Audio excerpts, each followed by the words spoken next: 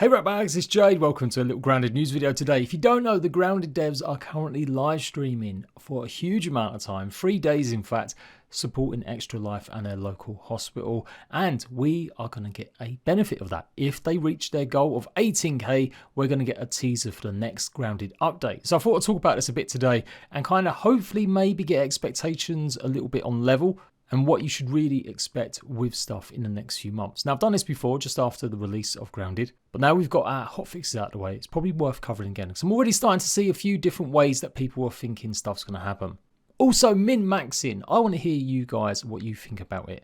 Since the full game's out, data miners have been able to go deeper into the files than ever before, and with these supposedly being their final stats, there's a whole bunch of stuff going on in terms of what you can find about some of the weapons, what they really do under the hood. But does it all matter? Is it worth really studying and going through some of this stuff? Wednesday though is going to be a big one. The Casually Grounded stream are going to be talking to Adam about the update. Could it launch that day, or is it going to still be a good few weeks away? I'm going to be covering it. I'm going to be showing it on my YouTube channel. In case you don't like using Twitch or can't, I'm going to stream it and go along, give my opinion as we watch it as well. So the Grounded team have been live nearly 20 hours now. Whole host of different segments. They've got different developers on board from different games like Sea of Thieves, Rare, obviously things like Fallout 76 and people from Bethesda as well, to help join them, show off some of their games and just chill out and play. You can donate a whole bunch of money to them, small amounts, to get them to eat bamboozles or even get their face painted. The team have been doing fantastic work. They kicked it off pretty much with a 2-hour session of Grounded, and they've been playing a bunch of other games. So we're nearly there, 16,590. The rate that they've been having some of these donations, I think we're probably going to hit 18k later on tonight. So I'll probably be back late tonight with a video recap of the teaser. Now last year, the teaser that they hit meant we got a chance to see termites for the first time.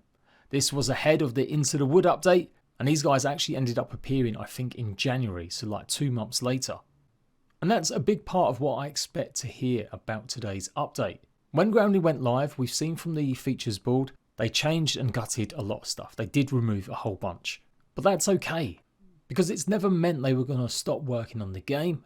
I've been telling you over and over again, it just means they want to focus on stuff in the now, and maybe not have too many expectations about what comes future. This was never a guaranteed promise. If you actually pay attention and read what it says, lots of this stuff could change. They may remove stuff, they may cancel features. Obviously, we've got so much in the updates we've had in Grounded over the years. I think some ideas probably just don't make sense anymore. Or they've seen the feedback from us and want to concentrate on some of the other stuff. But really, this is what you should expect between now and Christmas.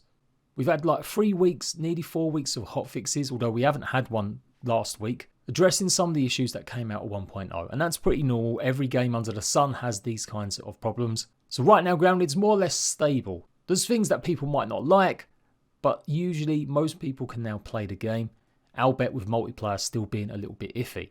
Quality of life, additional base blueprints. It doesn't sound that sexy, does it? So whatever teaser they've got today, I fully expect it to be something along them lines. I think the next update will be chunky. I think it will be filled with stuff that we've asked for, lots of changes already to the stuff they've introduced with 1.0, but I don't necessarily think we're going to see anything bigger than that. With all the cut content that we saw, with all the ideas, the fact that it's a massive success with 13 million players now have tried Grounded out, next year it will be when we start seeing stuff like a brand new expansion, new areas to explore, maybe some new bugs in some of them new areas. The devs have flatly said they're not going to be adding any new creatures to the yard currently, but next year is a different kettle of fish. And again, I've mentioned it before over the Casually Grounded streams and stuff they've spoke about. We do know they are working already on loads of stuff bugs. So all the brand new ones that we saw, they'll all be coming now as actual base decoration pieces. We also know they're working on more defensive pieces, and they're also working on more tier 3 build parts made out of the ash walls or along them lines. So imagine a whole bunch of that. Call it, like I said, the cozy update, the home again update, or something along them lines. Lots of improvements, lots of fixes to make our cozy houses and bases look just nice. Plus there are loads of quality of life. Now when it comes to quality of life, what does quality of life mean? Quality of life could encompass a new traversal system. It could be a way to get around the map with fast travel. That is something they said they want to introduce in some way or shape or form, different ways to traverse. They've never committed exactly to fast travel, but they have said they are looking at other ways to get across the yard. Now, some of that might not actually happen until the next big update, but I really truly believe we're going to see a little update with some of these fixes, the quality of life, maybe before Christmas. If not, it'll be very, very soon after. We're likely to see more improvements as well, maybe more usage out of the new bugs for recipes, smoothies and stuff that I kind of expected in 1.0, but I guess they were just a bit pushed for time to get it finalised and finished. Maybe more adjustments to some of the mutations and things like maybe more improvements to base building and stuff to do moving stuff around in your inventories. The big one that I think a lot of people want to see is obviously inventory changes, and the devs have said they're working on it or they're coming up with something. They know that the pet system isn't great at the moment. It's the only way to really increase your inventory space other than building up more stacks. So that's maybe what I would like to see added in a quality of life update in the coming months. More improvements to AI, because it's always ongoing. You're always going to have some creatures that may be a bit derpy or some AI that doesn't necessarily work. But I think Grounded's got one of the best AI systems going compared to other games like Ark or Conan. And yes, I'm going to be using them 2 game references later too. But new content like new bugs, new areas to explore, whether it's DLC or a free update, that won't happen until way into like March, April, maybe next year. How can I be so sure? Well, you just got to look at the past history of their updates. It has relatively been every sort of 2 to 3 months that we've had a big chunky update. Sometimes some smaller updates in between, introducing new features and quality of life. We've just had the 1.0, there's a lot of balance changes to go through. So for me, I can't see a big 1.6 update hitting maybe until December.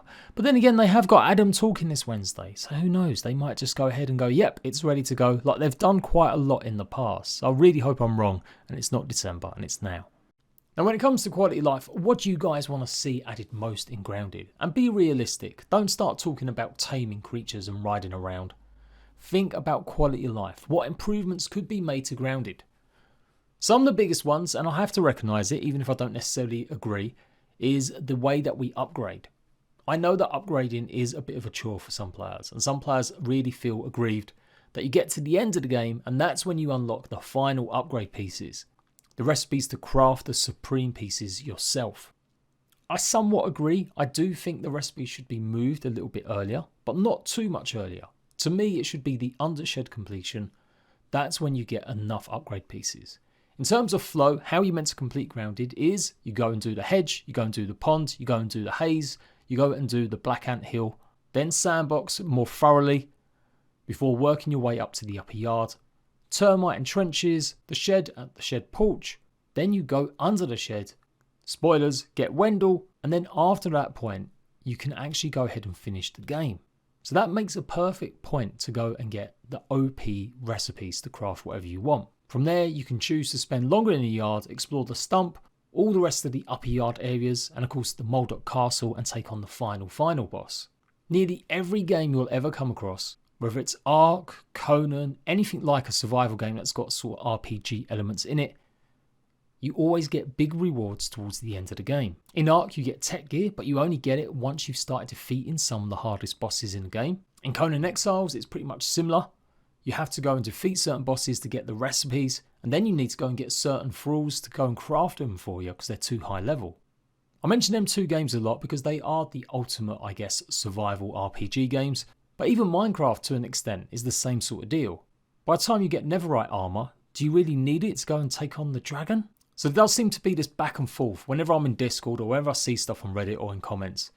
People complaining that maybe certain upgrades should be earlier or easier. But really for balance, I've just completed my 150 days. I've managed to get about 4 weapons max upgraded and about 5 different armor sets, and I'm quite happy with that. I'm now at the stage where I've completed Moldok. Going to get ready and do the mixers, take on the mantis and the final base defense. I don't really need tons more Black Ops parts because I'm quite happy with what I've got. If I want to mess around with any other tools or weapons to see if they could be good, well, to be honest, I can go and do that in creative. I think that's a lot of confusion with people. They do mix up Grounded with something like a looter shooter. I mean, every game has you grinding if you want to get every weapon max upgraded. But most games do make you choose. Unless it's creative mode where you can mess around with stuff. And in Grounded that is definitely true. Even playing together with friends where it's harder to max upgrade, the idea is that you all take on certain roles. So there is enough to make at least one weapon max upgraded before you unlock the Black Ops parts, I'm pretty sure. and definitely enough to make at least one set of armor each. So the idea is that you choose roles, you D&D, you roleplay, and you complete it. For players that want to play Grounded for thousands of hours, I can see why in a legit world it can be problematic. Having to go and farm Black Ops Beetles where they don't give you enough horns, that can be a bit of a chore. But there are so many Black Ops Beetles around the yard now. I do think the drop should be increased a little bit, at least one Black Ops Beetle drop from every time you kill. But on any given run, you will kill maybe 17 Black Ops Beetles. That's how many are in the game on the map right now. You've got the 3 or 4 near the upper highlands area. You've got a few in the jungle near the stump. You've got obviously 3 or 4 of them in the undershed area. Another 2 or 3 in the trenches. There's basically a lot of them now. You could literally do all of that in more or less one day if you're a pro and you've got to the stage where you are endgame. So I've never seen why people get so upset about upgrading stuff. You've got enough to complete the game usually, especially if you're playing solo. If you want to experiment, then yeah, you're going to have to grind a bit. But like I said, I do think they should move it a little bit earlier. And I do think they should make it that we always get at least one horn drop. So that's the kind of stuff I would expect to see in a quality of life update. Changes to certain drop rates. And of course, balance changes to weapons and armor again.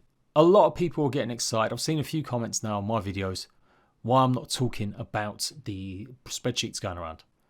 Now obviously I've done my own work on some of this stuff. Well, at least other people did the work and I had made videos on it. I showcased how long it takes for all the resources, the most important stuff to respawn, as well as obviously all the bugs.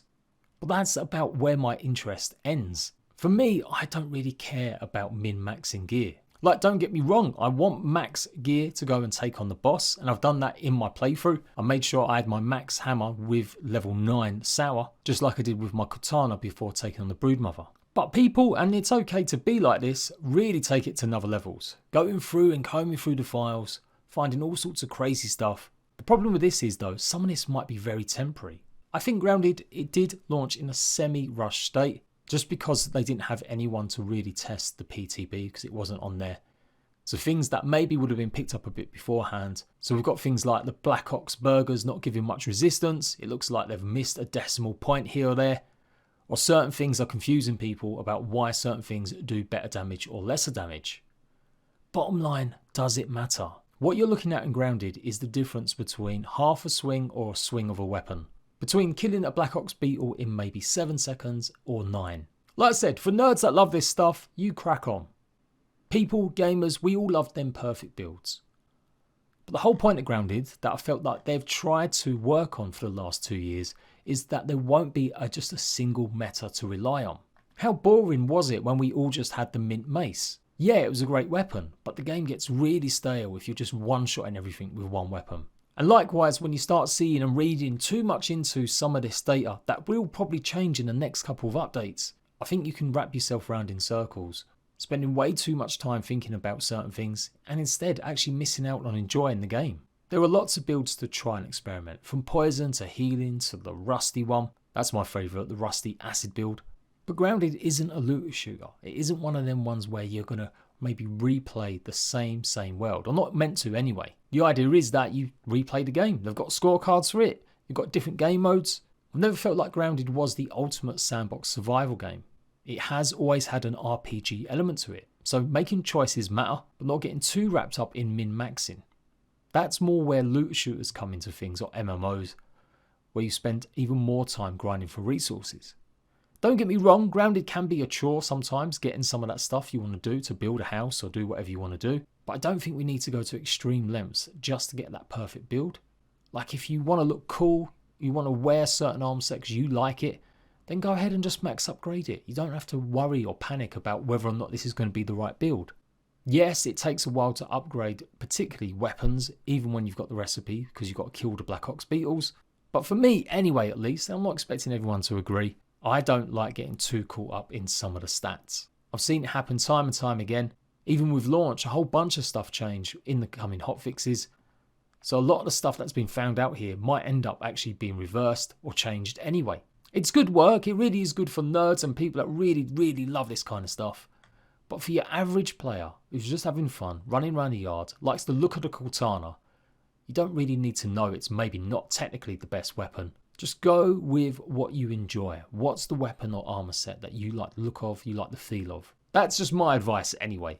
And that's why I'm not going to be making a ton of videos talking about DPS and stuff like that. It just doesn't really interest me that much. I'd rather focus on guides for new players, interesting stuff for maybe players who are returning. That's what my focus is, rather than necessarily going too deep. We all love Grounded in different ways, so whatever way you like the game, do something about it. Go and help the team, either share their stream on your socials, donate if you're able to, or just there and watch and support. Absolutely anything revealed, I'll be there first to let you guys know later on tonight. And until next time, Ratbags, I'll catch you later.